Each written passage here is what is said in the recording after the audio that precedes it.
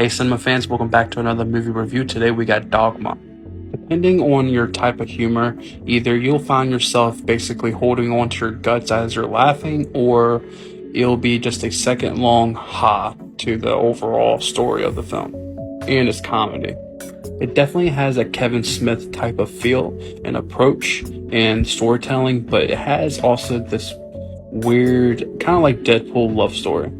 I feel like Dogma takes too much time trying to explain itself instead of letting the story basically play out. And Matt Damon's and Ben Affleck's character development and story is basically two fallen angels trying to find their way back to heaven. But I do love their chemistry in this film, which saves this film. And Affleck's character raises a lot of good religious questions, but trying to get to A to B isn't this film's strength. But Dogma is a great concept and sharp satire. But I love this movie. I'd give it a 7 out of 10. Hey cinema fans, welcome back to another movie review. Today we got Mallrats. Kinda like what I said for Dogma, if you don't have this type of humor, you're not going to enjoy this film whatsoever. But from an outside perspective, it does look like it's like a high school budgeted type film. But if you look at this film from a different perspective, besides the comedy and the story, which is basically very basic as hell, if you look at the comic book community nowadays on Twitter, YouTube, TikTok, and compare it to what it used to be back then, you can see that nothing has really changed. But you also can say that the comic book community nowadays is a little bit more open-minded, but there's still these types of people that were like this back in the day.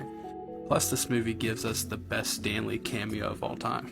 And it's kind of funny that all of the Marvel films didn't give enough screen time to Stan Lee, but this film did. And there's a moment in this film where it's like you're looking at it and you'd be like, you know this isn't real, but it just feels weird. But again, it's just a basic plot and just a basic story and a basic comedy. The same kind of comedy you would get in Dogma and Clerks. But unlike Chasing Amy and Clerks 3, this film takes a back step to the story and the plot and let the comedy speak for itself. I mean, literally it's in the name, Mallrats. I would give this film a solid 6 out of 10 just purely because of nostalgia. But this film does not age well at all. But it is a nice film to go back in time and just, reminisce and nostalgia.